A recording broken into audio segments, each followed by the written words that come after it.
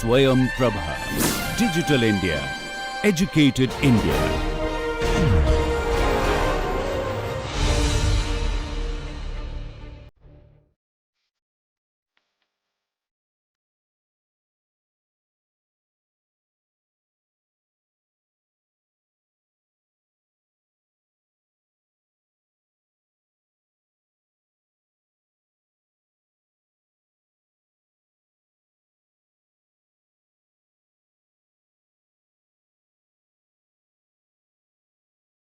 Good morning everybody.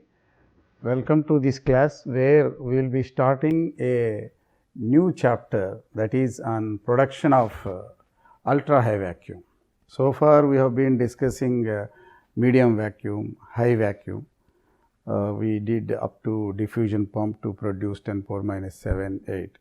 Diffusion pump is one such pump which can also produce 10 power minus 8 minus 9 along with these cold traps, etc. But over a period, many other advanced pumps have been discovered which are more convenient and comfortable. That's how diffusion pump has taken a back seat when it comes to high tech ultra high vacuum pumps. But otherwise, even today, many industries, when they are in the border of ultra high vacuum like minus 6, minus 7 torr, and they want inexpensive high pumping speed and in a user friendly manner, they still use a lot of diffusion pumps, particularly when it comes to metallurgical applications, etc. In fact, once upon a time, all nuclear space, most of the applications use only diffusion pump.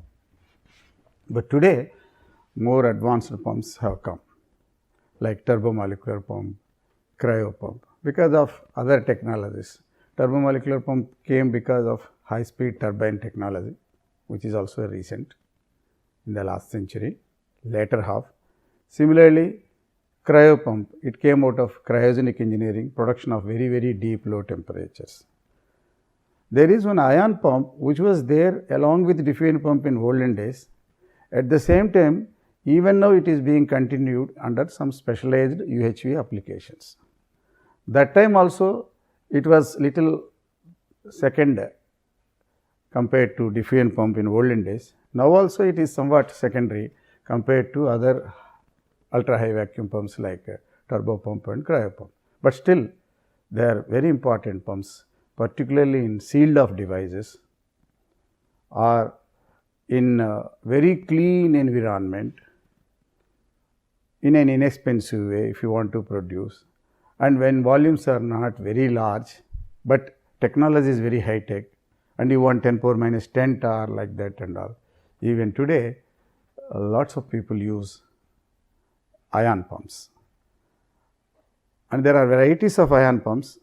For lack of time, it will be difficult for me to cover the entire thing. It is a beautiful story and it is basically an extension of pending gauge, ionization gauge with an addition of adsorbing material. Both of it we have covered in the last few classes, like chemical adsorption, physical adsorption. We have also covered ionization, electron impact. All these concepts together are made in the form of ionization pumping.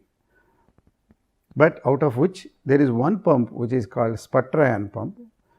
It is time tested and it is even now being routinely used in electronic, semiconductor industries, in even in some modern particle accelerator industries in a small scale when you want to do some experiments, etc.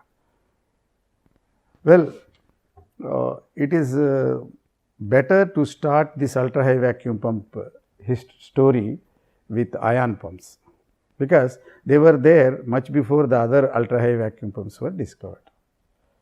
But let us confine, after explaining some principles of ion pumping, let us confine to a most commercially available popular pump called sputter ion pump.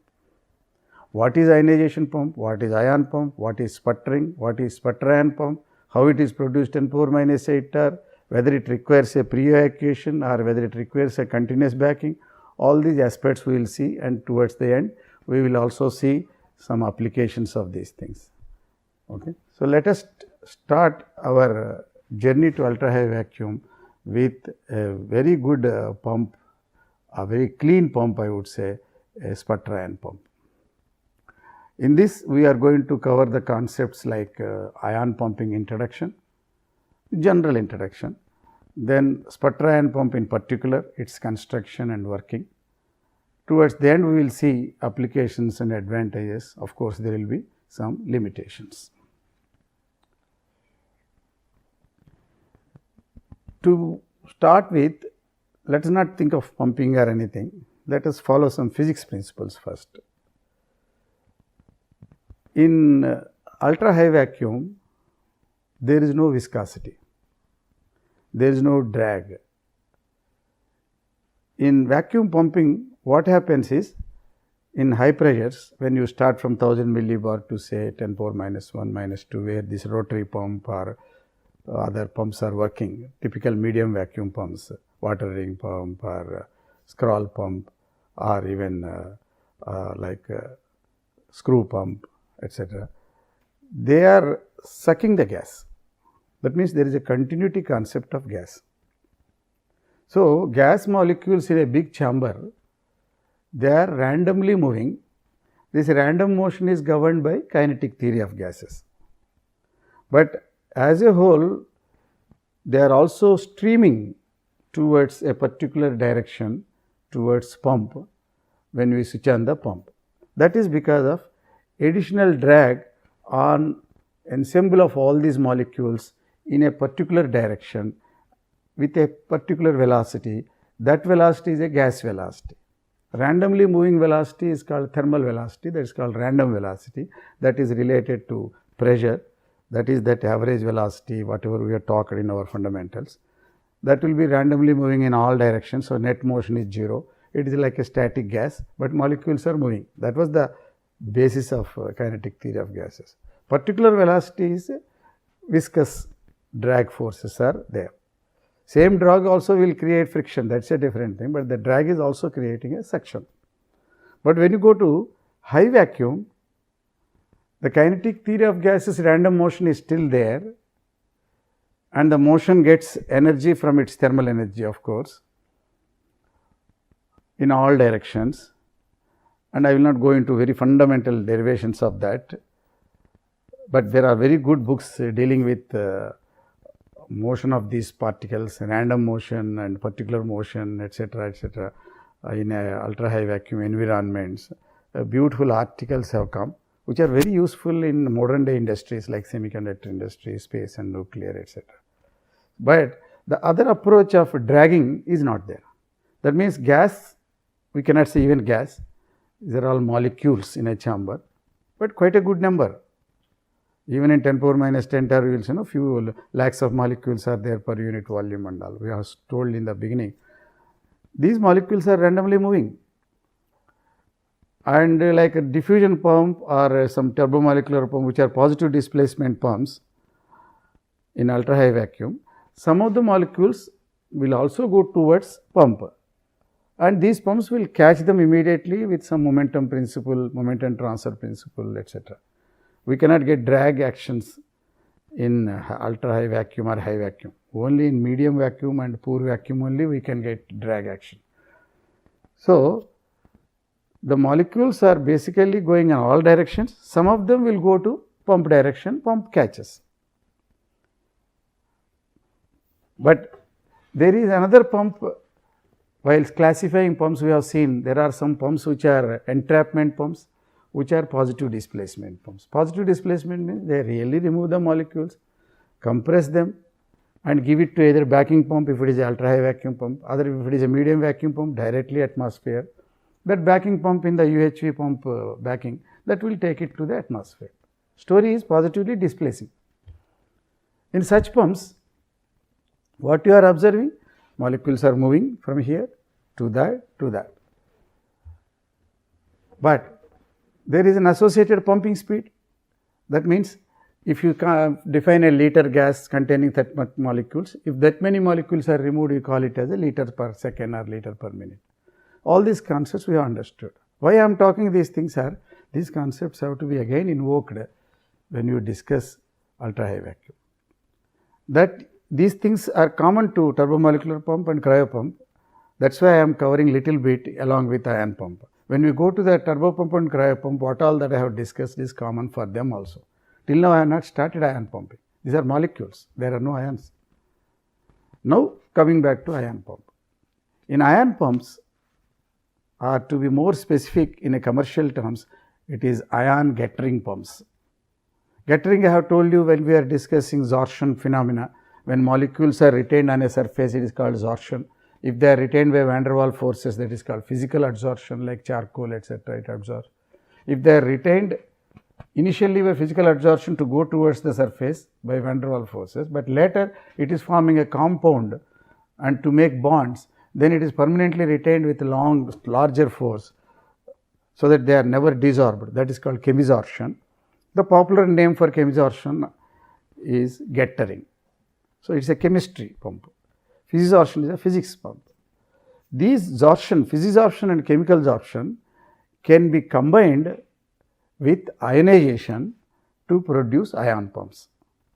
In fact, ion pump by itself we cannot talk. Ion are to enhance the pumping speed of otherwise a physical adsorption or a chemical adsorption pump. But still they are popularly called ion pumps, because it is a new concept that has come out. In kinetic theory of gases, we are random motion.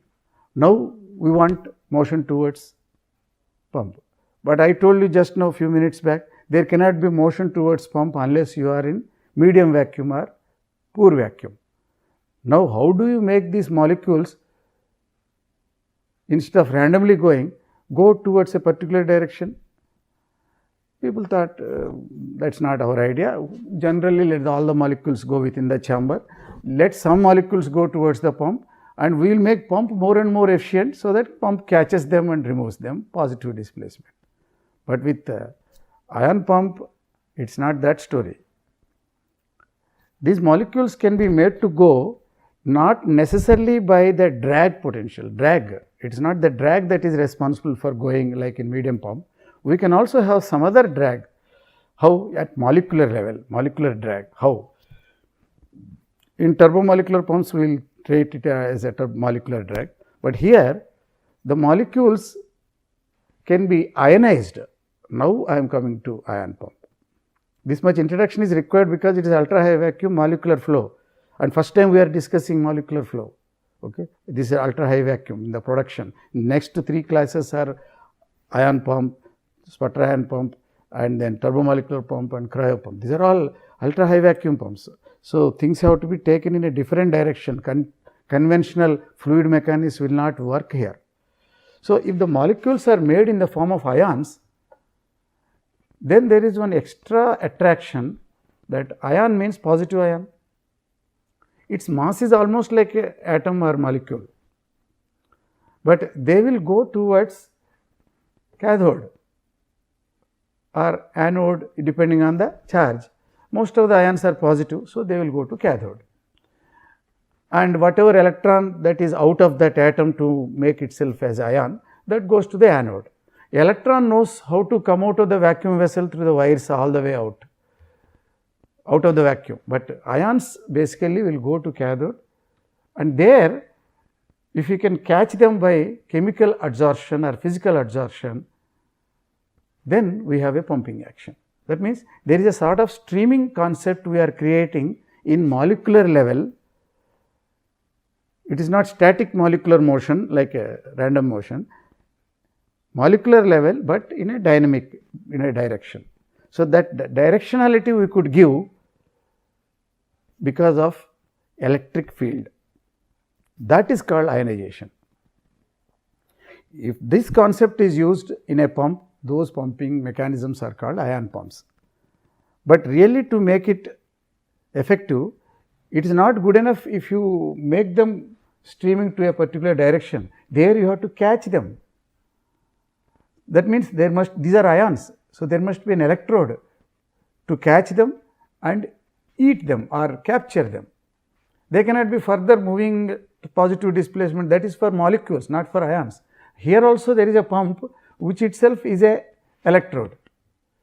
So, if there is an electrode which is chemically active or which is physically active, then these ions will go and touch that electrode, which is called cathode, because that is maintained at negative potential, and by virtue of this negative potential, automatically ions will go to that direction, and physically or chemically they will be absorbed. So, a combination of physisorption or chemisorption maintained on a plate called cathode, maintained at a negative potential, to the ions produced by electric field. This combination, all these phenomena together is called ion pumping, either ion absorption pump or ion gettering pump. Ion absorption pumps originally long back, they were very popular, big stories were there on that, in big accelerator particles, etc., accelerators or nuclear chambers. We are using these evapor ion pumps regularly, but nowadays with turbomolecular pumps and cryo pumps, slowly they are being replaced. But chemical absorption, that is gettering plus ionization concept, is even today used in some specialized applications where they are competing with other ultra high vacuum pumps, namely turbomolecular pump and cryo pump. So, now I have told varieties of things. So, what is ion pumping? You produce ions by electric field and make that cathode a getter, a chemically active material. Then what will happen? First, atoms which are moving molecules, which we want to remove, we confuse them, we make them ions. These ions will go towards cathode. We need not tell, because of electrostatic field lines they will go. And if you go there, if you catch them with chemical adsorption, we have a pumping. If ions are missing, means atoms are missing, molecules are missing, so space is evacuated. Even without ionization, some molecules will go and touch the cathode. That time it is not cathode. Suppose ionization is not there, no electrodes were there, you have only chemistry, chemical getter. Even then there will be some gettering action, that is called contact gettering. If some molecules are going towards getter side, some molecules will go to the chamber side or this side, that side, window side. Those molecules which are going to the getter side, they will be absorbed. But when you ionize them, all the molecules, they will not go to the other directions. At least those ionized molecules. Non-ionized molecules, they are random still. But ionized molecules will go only towards a particular direction. That means it is an enhancement of flow rate of otherwise randomly moving molecules. Since we have ionized them, they will be moving in a particular direction to the cathode, and where we are using chemically active getter material and trap them. And if that getter material is produced out of evaporating some material again and again, why again and again? Because after monolayer is formed, getter gets saturated. You can have 2 millimeter thick getter material like titanium, which is a very active fellow. But titanium cannot continuously remove gases. Once titanium oxide or titanium nitride or any form layer is formed, afterwards back layers are not effective for pumping. So, it is better to evaporate now and then titanium, that is called evapor ion pumps of gettering action, or else sputter the material towards getter cathode and use that sputtered fresh material to chemically adsorb them. Now, of all these combinations, these sputtered materials continuously forming, that has become very famous along with the help of ionization, that is called sputter ion pump. Okay. So, this introduction I have given here, you can read that whatever I have talked, it is here basically. If the gas is ionized, the resulting positive ions are accelerated towards a charged plate and they are effectively removed. Ions are removed means molecules are removed. So, I will not repeat what all I am telling. If this ionization is done by hot cathode or cold cathode, there is a classification.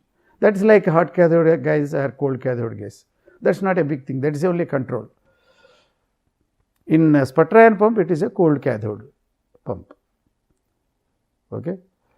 And collisions of these gas molecules, if they are emitted from a hot filament, they are called hot cathode. If they are emitted from a field emission or a discharge phenomena, initial electrons, then that is called cold cathode. It is same as our ionization gas. But if you want to improve the efficiency of these ions being collected, thereby emptying the chamber in ultra high vacuum, I am not talking about normal vacuum. Normal vacuum streaming will be there. You do not need a ionization and you do not need an electric field to drag them at molecular level towards a surface. That surface itself is a pump. That action need not be there, drag can be there. Only in ultra high vacuum, when molecular density is very small, molecules are behaving like molecules, not as a gas, we require ion pumping. And the typical getter is called titanium. Same thing here, little bit of elaborated thing. Initially, we are applying a high voltage, that means electrical discharge, positive ions, electrical electrons are also will be there. And as usual, like a penning gauge, you can apply a magnetic field and make them confuse, so that you will increase the path length of electrons and get ionization. So, basically more and more ions produced, more and more ions will go towards the cathode, pumping efficiency will be more. And the pressure is less and less, pumping efficiency is still good. So, efficiency of an ion pump, here it is very clearly given, it is ion formation rate divided by the pressure. This ion formation is nothing but proportional to the molecules, okay, that is proportional to the throughput. So, with little bit of equations I plus B P y, I plus, that is ionization rate by pressure, a sort of efficiency parameter can be made it as some constant times throughput divided by the pressure. Because ionization is proportional to number of molecules, it is a quantity of gas flowing in a direction that is proportional to the throughput. Lack of time, I will be talking little faster, you slowly listen and you again read these things, because there is a big book on these things. So, we cannot explain in a half an hour time. So, this is how the pumping action is created. And in sputter ion pump, which I am going to discuss next slide, is getter is evaporated using a sputtering action. So, here you require some introduction to sputtering, and remaining is ionization. They are streamed towards a particular direction and cathode pumps it. We will see that. So, with this you can produce 10 power minus 9 minus 10. But these pumps do not require a backing pump continuously like a diffusion pump. They only require some pre-evacuation pump to bring it to some good vacuum and leave it, and valve is closed. That pump is isolated. If you do not do that, you cannot get ionization unless you have a starting vacuum created by some other pump. But be careful, the starting vacuum should also be clean if you are doing ultra high vacuum. So, you have to use either adsorption pumps or scroll pump or a screw pump if it is a very large system, like that, okay, or a claw pump, etc. Dry pumps you have to use, that should be kept in mind. So, these pumps can produce very high vacuum, and pumping speeds are quite good in a sealed of tubes like X-ray tube, for example. You can create similar electrodes in some place and they will be busy in producing vacuum, and entire vacuum can be maintained, and this will be 2 electrodes only with some voltages which are anyway there for X-ray tubes. So, that way we do not have to have a turbo pump or cryo pump attached to a glass bulb or anything. So, years together X-ray tube can be made under good vacuum conditions. Such conditions sputter ion pumps are also being used. So, no roughing pump is required to produce a pre-evacuation, so that action of a hand pump starts, but you do not read a continuous backing, because it is not a positive displacement pump. We are not removing the molecules out of the chamber, we are only producing ions to increase the ionization, to increase the pumping action towards the surface. The surface itself is a pump, it is a chemically active material getter. Now, coming back to sputter ion pumps, there are varieties of evapor ion pumps and sputter ion pumps, etc. We will discuss sputter ion pumps because these are commercially very popular. A typical pump will look like this. It is having some permanent magnets and some slotted chambers, which is a vacuum vessel, and in that vessel there are several such stages. I will explain what are those stages inside, and they are connected to potentials from outside with an electrode, etc. Okay. So, inside this type of structures are there, some 10-15 arrays will be there in everywhere, and these magnetic fields are applied perpendicular to these directions. So, in all corners such magnets are arranged in such a way, magnetic field can be there outside the vacuum chamber, because field can go through this, but electric fields you need a contact. So, there will be electrical feed throughs, here it is not shown, but somewhere other side it is there.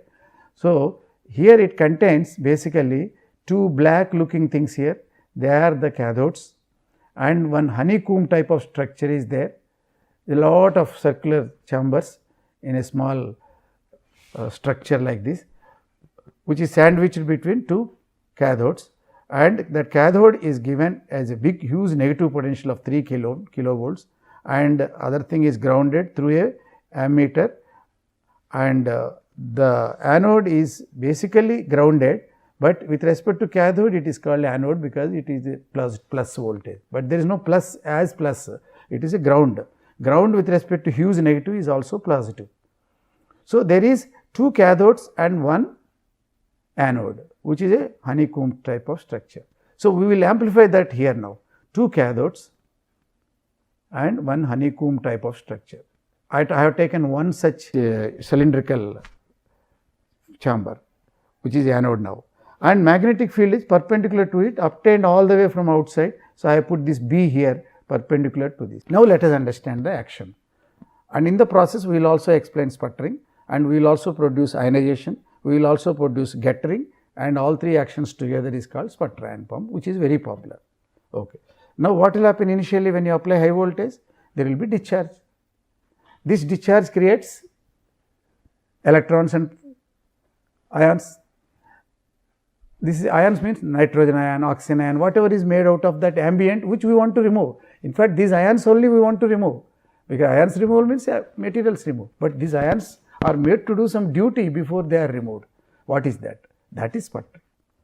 What is sputtering? We will also see sputter depositions when you do thin film coating units, but roughly speaking, sputtering means when ion or somebody goes to a particular surface, which is cathode, it hits suddenly with a huge momentum, and it may touch and take out electron from there and get neutralized, or it goes to such a high acceleration to propel into the surface and get embedded there, things like that. So, if this material gets embedded, we have removed the material, that is also pumping, and if it touches and scratches, because this ion is basically a machine tool, it has got acceleration and hits the surface, and this is a chemically active material, not only cathode, chemically active material like titanium, but surface area is limited. But if I chip out some of this outermost surface by ion beam, sometimes we call it as ion beam etching in semiconductor industry. Here ion beam is made to not etch, to in a way etch, to produce or scratch that material by ion tools. The scratching of this surface, of any surface, we can use it for thin film coating unit. Here we are using it to produce fresh layer of titanium for chemical gettering. That process of ejaculate the material from the top surface, which is maintained as a cathode by a fast moving accelerated ion, and suddenly transferring its momentum and scratch this, that action is known as sputtering. We will again discuss these things when we go for sputter depositions for gold plating, silver plating, etc., metallizations in semiconductor industry, electronic industries, or even some defense applications. We will see engineering coatings, etc. So, basically there is an electric field, 3 kilovolt is maintained between cathode and anode. This honeycomb type of structure is anode, that is positive, and this is anode. This is cathode, which is maintained at negative potential. I have not written negative, but you can use it. In fact, since it can be, one of it can be grounded, in these things actually the anode is grounded, cathode will be kept negative. Okay. Now, this high electric field, there are 2 cathodes on either side, but they are electrically connected together. There is a V minus here. So, this is one integrated cathode consisting of 2 plates almost closing with a gap, of course, and all these gaps are negligible because we are already in the ultra high vacuum. Mean free path is in meters, few centimeters of gaps, it is almost closing type thing, that you should keep in mind. This is a molecular pumps in ultra high vacuum range. So, this is cathode, this is anode, 3 kilovolt is applied, there is a discharge. So, positive ions are produced, electrons are produced, electrons are collected by this, but electrons will not be allowed to move straight line and get collected because of magnetic field. They keep on roaming around in a spiral path. In the process, their path length is increased, they will also ionize more and more ambient, which we want to remove. Why ionize at all? So that ions can be easily transported to enhance the pumping action. Some of these ions, where will they go? Finally, ions will go to the cathode. When they hit this cathode, they may get absorbed there, like nitrogen ion or oxygen ion. This titanium being a chemically active getter material, these plates are made of titanium, please remember that. These are not stainless steel plates. This is stainless steel plate, this is only electrode. This is an electrode come getter. So, these fellows will start eating, that is called contact, whichever has come to the contact gettering. But some of these nitrogen ions will also hit this surface and chip out those titanium molecules, huge number, that is called sputtering action.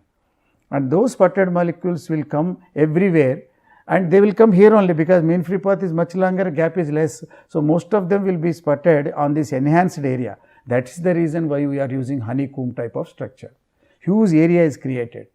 On this area, they will get deposited. This is thin film deposition now. Once it is deposited, then larger area was there. Earlier only cathode area was there. Now, larger area on the anode, but a gettering material. That gettering material will start pumping the atoms of any gas if it has got chemical affinity to that. It cannot pump helium or neon or argon because they are inert gases. There cannot be titanium halide or argide, but titanium nitrate, titanium hydride, titanium oxide, titanium, all are possible. That way, it will be contact gettering, and during this travel on this, that dispersal time, they will also come across some oxygen nitrogen instantaneously at atomic level. The collision cross section, even if it is small, if it collides, instantly titanium oxide, titanium nitride are formed. So, that way they are removed, along with that they will settle there. It is like a space vehicle taking the things and they go together up like that. So, that way there will be contact gettering and dispersal gettering, and ions are continuously propelling towards cathode, thereby they are being removed. That ions can be argon ions, helium ions. So, helium ion will go very lightweight, it will go all the way into the deep layer. It is a very thick plate, lakhs of layers of titanium are there, and only top titanium is meant for absorption. So, these lakhs of layers are useless for us, but they are useful for inert gases. Inert gases will propel towards inside and they get buried, but non-inert gases are some ions, they also get absorbed, but area is not much. So, they will produce their own killing agents titanium in a much larger area, and again by gettering they will get absorbed. So, this action continuously reduces the ions or molecules, pumping will be more, vacuum is created. That is called sputter ion pump. So, this can produce 10 power minus 11 to minus 12 torr.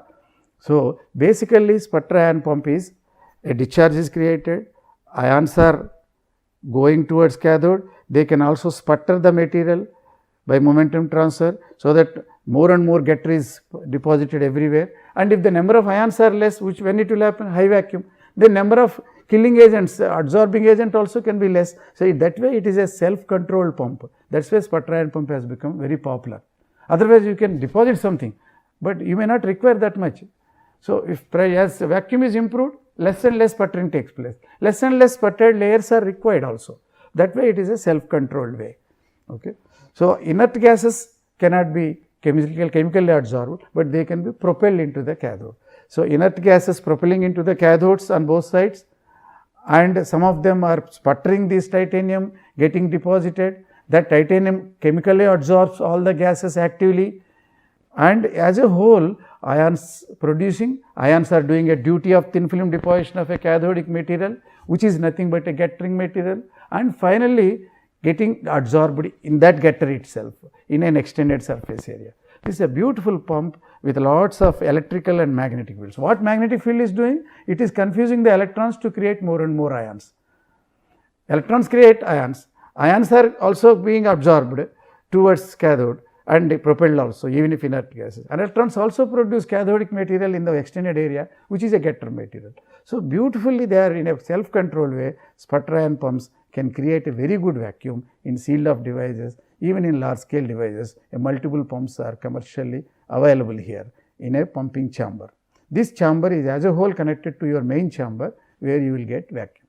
So, this can produce very good vacuum right down to 10 power minus 11 to minus 12 torr. Okay. So, naturally ultra high vacuum applications like scanning probe microscope, where vibrations are not allowed, turbo pump is not allowed, cryo pumps are not allowed. This is a no vibration, is an ideal for that. Semiconductor manufacturing, small scale, it is ideal. UHV systems, surface analysis equipment, these are ideal pumps. Advantage, sir, no moving parts as usual, no oil anyway, contamination is not there, very clean pumps, highly resistant to radiation and magnetic fields, and low maintenance, vibration free, and high energy phase applications. It was originally used heavily, now it is little less, and special tubes, X-ray tubes, etc. even today they are being used. Limitations are they cannot pump noble gases heavily. So, turbomolecular pumps are better than that in some cases, cryopumps are still better, but these pumps also got their own separate identity.